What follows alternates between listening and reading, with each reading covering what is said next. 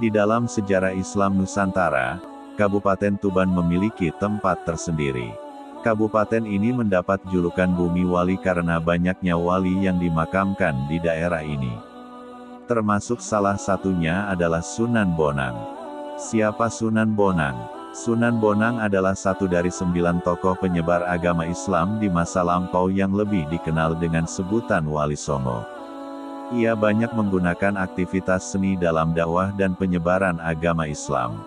Beberapa karya seni yang diciptakan Sunan Bonang dalam penyebaran agama Islam antara lain dakwah melalui pewayangan, menyempurnakan instrumen gamelan terutama bonang, kenong dan kempul, wujil, macapat, hingga nyanyian, tombo ati, yang terkenal hingga sekarang. Sunan Bonang yang memiliki nama asli Raden Maulana Makdum Ibrahim adalah anak dari Sunan Ampel. Cerita dua makam Bawean dan Tuban. Salah satu sisi paling menarik dari kisah Sunan Bonang sendiri adalah makamnya yang berada di dua tempat, yaitu di Bawean dan Tuban.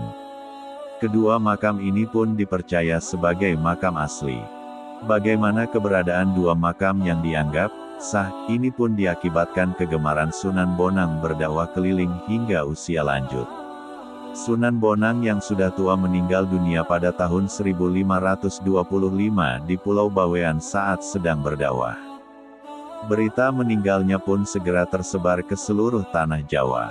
Para muridnya berdatangan dari segala penjuru untuk berduka cita dan memberikan penghormatan terakhir.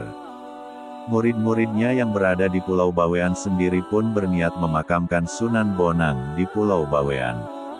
Tetapi, murid-murid yang berasal dari Madura dan Surabaya menginginkan jenazah Sunan Bonang dimakamkan di dekat ayahnya, yaitu Sunan Ampel di Surabaya.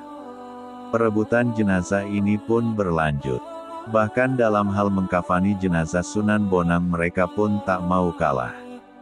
Jenazah yang sudah dibungkus dengan kain kafan milik murid-murid Bawean masih ditambah lagi dengan kain kafan dari murid-murid Surabaya.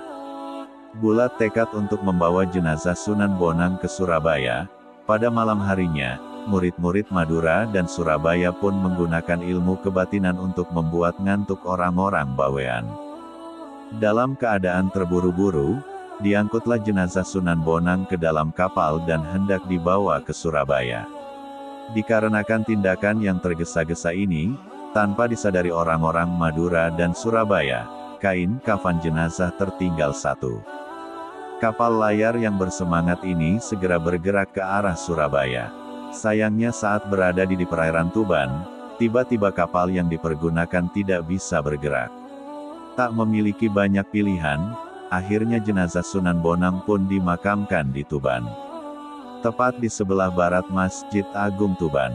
Sementara, kain kafannya yang tertinggal di Bawean ternyata juga berisi jenazah Sunan Bonang. Orang-orang Bawean yang sudah ditinggalkan para murid dari Madura dan Surabaya pun akhirnya bisa dengan tenang memakamkan Sunan Bonang di tanah mereka. Dengan demikian, kedua makam Sunan Bonang di Tuban dan Bawean pun berisi jenazahnya. Bagi para muridnya dan orang-orang mereka mempercayai, ini adalah bentuk karunia yang diberikan Tuhan kepada Sunan Bonang di mana jenazahnya digandakan di tengah perebutan para muridnya. Dengan demikian, tak ada permusuhan di antara murid-muridnya. Karena itu sampai sekarang, makam Sunan Bonang ada di dua tempat. Satu di Pulau Bawean dan satunya lagi di sebelah barat Masjid Agung Tuban, Kelurahan Kutorejo, Kabupaten Tuban, Jawa Timur. Makam yang berada di Tuban rutin dikunjungi para peziarah sebagai wisata religi yang tidak dipungut biaya apapun untuk memasukinya.